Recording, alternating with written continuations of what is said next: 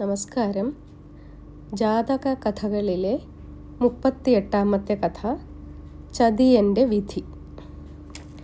ഇര തേടി നടന്ന കൊറ്റി ഒരു കുളക്കരയിലെത്തി.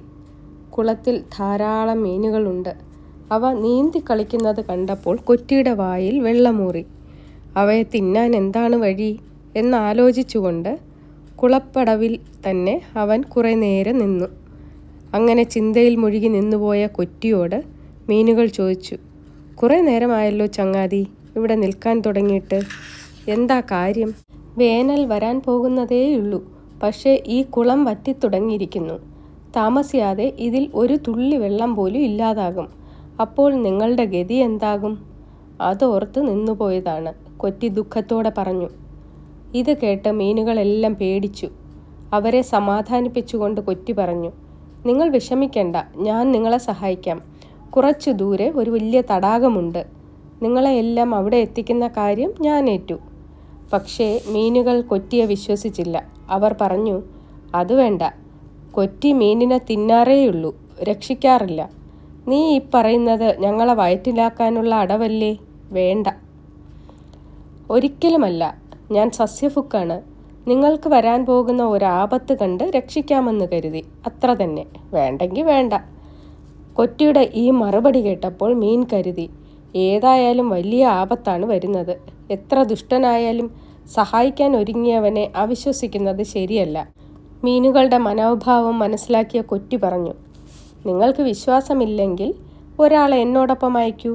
അയാളെ ഞാൻ ആ തടാകം കൊണ്ടുപോയി കാണിച്ചിട്ട് തിരിച്ചിവിടെ എത്തിക്കാം.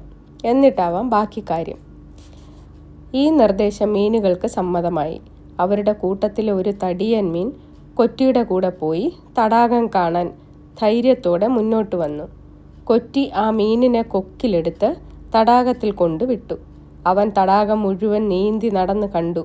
പിന്നെ തിരിച്ച് കൊറ്റിയുടെ അടുത്തെത്തി. അപ്പോൾ വീണ്ടും കൊറ്റി അവനെ കൊക്കിലെടുത്ത് കുളത്തിലെത്തിച്ചു. ആ തടിയൻ മീൻ കണ്ട കാര്യങ്ങളെല്ലാം കൂട്ടുകാരെ അറിയിച്ചു. കൂട്ടുകാരെ, കൊറ്റി പറഞ്ഞത് വളരെ ശരിയാണ്. ധാരാളം വെള്ളവും തീറ്റയുമുള്ള വലിയ തടാകം, ഏത് വേനലിലും വറ്റാത്ത ഉറവകൾ. നമുക്കവിടേക്ക് പോകാം, അതാ നല്ലത്. ഇതെല്ലാം കേട്ടപ്പോൾ മീനുകൾക്ക് സമ്മതമായി. കൊറ്റി ഓരോ മീനിനെയും കൊക്കിലെടുത്ത് തടാകത്തിലെത്തിക്കാൻ തയ്യാറായി. ആദ്യം തടാകം കാണാൻ പോയ തടിയനെ തന്നെ കൊക്കിലെടുത്തുകൊണ്ട് പറന്നു തടാകക്കരയിലുള്ള മരത്തിൽ ചെന്നിരുന്നു.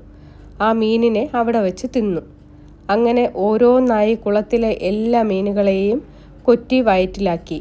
മരച്ചുവട്ടിൽ മീൻമുള്ളുകളുടെ കൂമ്പാരമായി. ഇനി കുളത്തിൽ ഒരു ഞണ്ട് മാത്രമാണുള്ളത്. കൊറ്റി ഞണ്ടിനോട് ചോദിച്ചു, നിനക്ക് തടാകത്തിലേക്ക് പോകണ്ടേ?